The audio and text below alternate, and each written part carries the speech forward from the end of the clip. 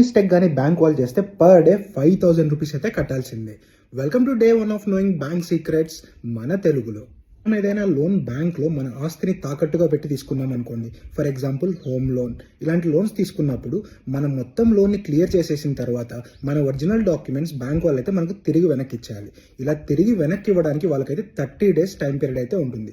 So మనం loan clear చేయగానే 30 daysలో ఖచ్చితంగా బ్యాంక్ అయితే మనకు మన డాక్యుమెంట్స్ అయితే వెనక్కి ఇచ్చేయాలి. ఇలా కానీ బ్యాంక్ ఇవ్వలేదనుకోండి, 31st day నుంచి బ్యాంక్ వాళ్ళు మనకు పర్ డే 5,000 రూపీస్ అయితే పెనాల్టీ కట్టాలి.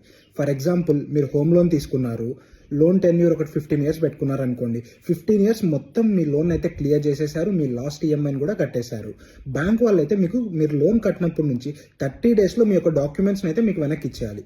అలా కాకుండా బ్యాంక్ వాళ్ళు ఒక 2 months తర్వాత మీ ప్రాపర్టీ డాక్యుమెంట్స్ అనేది మీకు వెనక్కి ఇచ్చారనుకోండి, ఫస్ట్ 30 days అయితే ఏముండదు, వాళ్ళకు గ్రేస్ పీరియడ్ అనేది అయితే ఉంటుంది మనకు డాక్యుమెంట్స్ ఇవ్వడానికి. కానీ 31st day నుంచి ఈ 60th day వరకు, అంటే ఈ నెక్స్ట్ 30 daysకి పర్ డే 5,000 రూపీస్ చెప్పున మనకైతే 1,50,000 రూపీస్ బ్యాంక్ వాళ్ళు మనకు పే చేయాలి.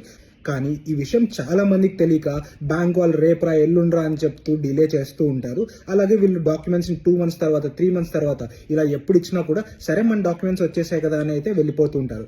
కానీ 31st day నుంచి వాళ్ళైతే ఇలా మీకు పెనాల్టీని అయితే ఖచ్చితంగా కట్టాల్సిందే. ఇవి ఆర్బీఐ గైడ్ లైన్స్. సో మీకు కానీ ఇలా ఎప్పుడైనా జరిగితే ఖచ్చితంగా మీ బ్యాంక్ని అయితే అడిగి మీరు మనీని అయితే తీసుకోండి, అలాగే మీ డాక్యుమెంట్స్ని కూడా తీసుకోండి.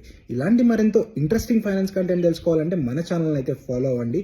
ఇంకా మీ ఫ్రెండ్స్ అండ్ ఫ్యామిలీకి హెల్ప్ అవుతుందంటే ఈ వీడియోని వాళ్ళకు షేర్ చేయండి. Thank you.